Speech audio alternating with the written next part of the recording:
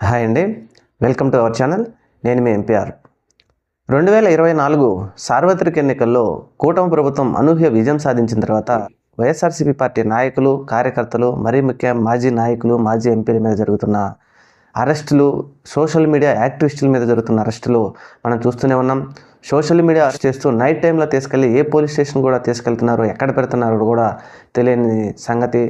వారి తల్లిదండ్రులు కోర్టుకు వెళ్ళి హెబియస్ కార్పస్ పిటిషన్ వేసి తెలుసుకోవాల్సిన పరిస్థితులు కూడా మన రాష్ట్రంలో ఏర్పడిన పరిస్థితి అందరికీ తెలిసిందే. మరీ ముఖ్యంగా సోషల్ మీడియా యాక్టివిస్టులను అయితే ఏ విధంగా వేధిస్తూ ఉన్నారో మనందరికీ తెలిసిందే.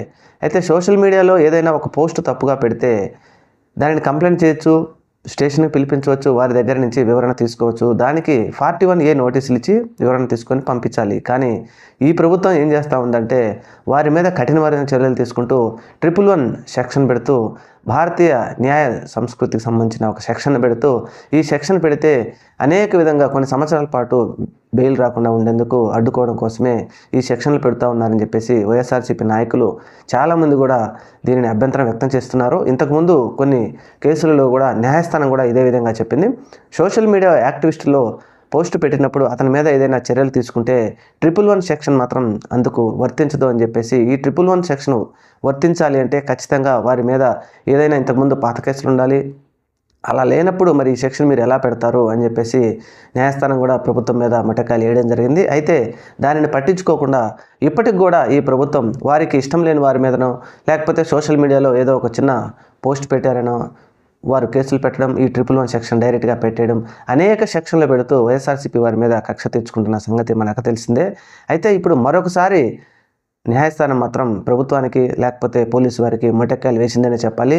సోషల్ మీడియా యాక్టివిస్టుల మీద మాత్రం ఈ 111 సెక్షన్ పెట్టకూడదు, ఇది వారికి వర్తించదు.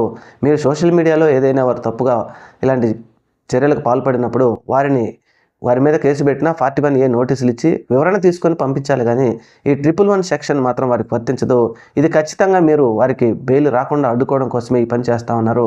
ఇటువంటి చర్యలకు ప్రభుత్వమే పాల్పడితే ఇంకా ప్రజలకు అండగా ఎవరు ఉంటారు అనే ఉద్దేశంతో పూర్తిగా ప్రభుత్వానికి మట్టకాయలు అయితే వేసింది. ఇప్పటికైనా మరి ప్రభుత్వం మేల్కొని, లేకపోతే పోలీసు వారు మేల్కొని అనవసరమైన సెక్షన్లు పెట్టి వారిని హింసించడం, లేకపోతే అనేక కోర్టులకు తిప్పుతూ, వారిని స్టేషన్లకు తిప్పుతూ, ఎక్కడ ఉన్నారో తెలియకుండా నానా ఇబ్బందులు పడుతూ, సివిల్ డ్రెస్సుల్లో వచ్చి వాళ్ళని తీసుకెళ్తూ ఈ విధమైనటువంటి చర్యలకు పాల్పడటం ఏమాత్రం మంచిది కాదని చెప్పేసి ప్రజలు చెప్తా ఉన్నారు. మరి ఇప్పటికైనా న్యాయస్థానం చెప్పింది, ప్రజలు కూడా బాధపడతా ఉన్నారు. మరి దీని మీద ఇప్పటికైనా ప్రభుత్వం స్పందించి ఈ విధమైనటువంటి చర్యలు కాకుండా సోషల్ మీడియాలో పోస్ట్ పెడితే ఒకవేళ అది ఎవరికైనా ఇబ్బంది కలిగిస్తే వారి మీద 41A కింద నోటీసులు ఇచ్చి పిలిపించి వివరణ తీసుకోవచ్చు. కానీ ఇలాంటి చర్యలకు పాల్పడవద్దు అని చెప్పేసి కోరుతూ ఉన్నారు. చూడాలి మరి ప్రభుత్వం ఇప్పటికైనా మారుతుందా లేదా అనేది. Thank you. మన ఛానల్ని తప్పకుండా సబ్స్క్రైబ్ చేయండి.